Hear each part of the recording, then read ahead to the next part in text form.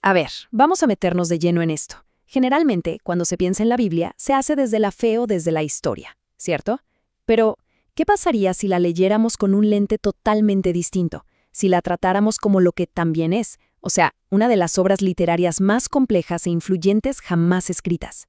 Bueno, hoy vamos a explorar justo eso, las herramientas de la crítica literaria para entender cómo funciona la Biblia por dentro, como una obra de arte.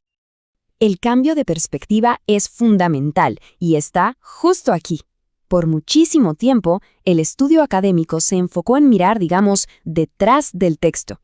Era casi un trabajo de arqueología, desarmar el libro para encontrar sus fuentes originales, sus fragmentos, su contexto histórico. Pero un enfoque más moderno, el de la crítica literaria, propone algo radicalmente distinto: mirar dentro del texto. Leerlo así como está, en su forma final, y tratarlo como una obra de arte unificada.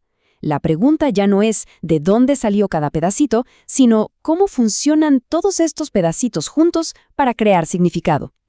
Una parte enorme de la Biblia es poesía, los salmos, los profetas, el libro de Job. Pero si la leemos buscando rimas, como en la poesía a la que estamos acostumbrados, nos vamos a sentir perdidos. Es que la clave de la poesía bíblica no está en cómo suena, sino en la estructura del pensamiento. Hay un código, una lógica interna, y una vez que se entiende, todo cambia. Y esa clave la descubrió en el siglo XVIII un erudito llamado Robert Loth. Él fue quien identificó el rasgo fundamental de toda la poesía hebrea, el paralelismo. La unidad básica no es una sola línea, sino un par de líneas que se hacen eco, se contrastan o se complementan. Es una estructura de pensamiento que siempre viene en dos partes. A ver, veamos un ejemplo clásico del Salmo 2. El que mora en los cielos se ríe, el Señor se burla de ellos. A primera vista, pues, parece que la segunda línea simplemente repite la primera con otras palabras, ¿no? Es una observación bastante lógica. Y esa es la pregunta clave, la que nos abre la puerta a un entendimiento mucho más profundo. ¿Es la segunda línea solo un adorno? ¿Una forma poética de decir dos veces lo mismo? Por mucho tiempo, la gente pensó que sí, pero la crítica moderna ha revelado que hay algo mucho más sutil y poderoso en juego. La clave está en esta regla, que propusieron académicos como James Google y Robert Alter. No se trata de repetir, sino de avanzar. La llaman la regla de A y, ¿qué es más? B. La segunda línea, o sea, la parte B, casi nunca solo repite a A. Siempre va un paso más allá. Intensifica la idea, la hace más específica o la lleva a su siguiente consecuencia. Volvamos a nuestro salmo para ver cómo funciona esto en la práctica. La línea A dice que Dios se ríe. Es una acción general, casi pasiva. Pero la línea B dice que se burla de ellos. Esto es mucho más específico. Y también más activo, más agresivo. Hay un movimiento claro de una idea general a una acción dirigida y muy potente. No es repetición, es una escalada. El punto crucial es que el significado completo está en la suma y en la progresión de las dos partes. Muy bien, ahora pasemos de la poesía a la prosa. Si la poesía bíblica se define por su estructura paralela, la narrativa se define por algo completamente opuesto: su increíble economía de palabras. Su arte, muchas veces, reside en el silencio, en los espacios en blanco que deja para quien lee.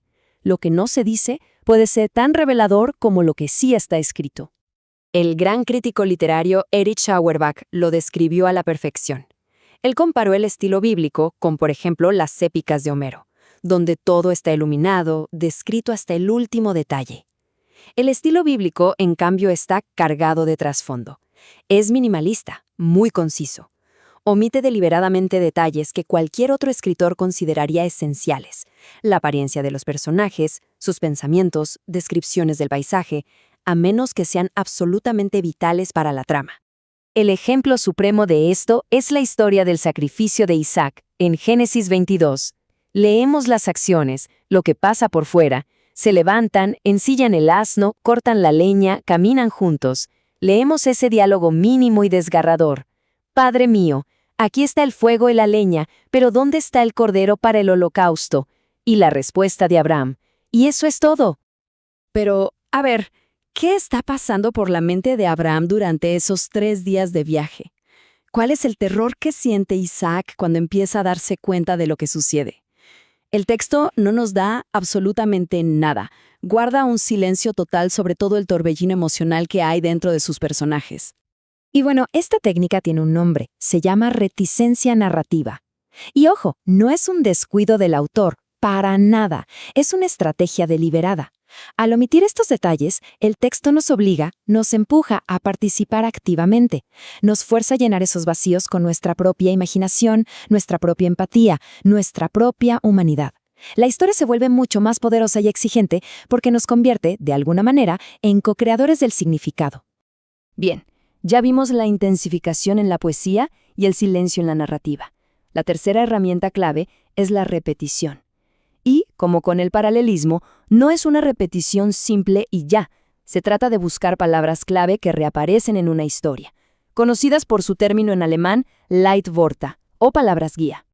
El principio es este. Cuando el texto repite una palabra o una frase importante, casi nunca lo hace de forma idéntica.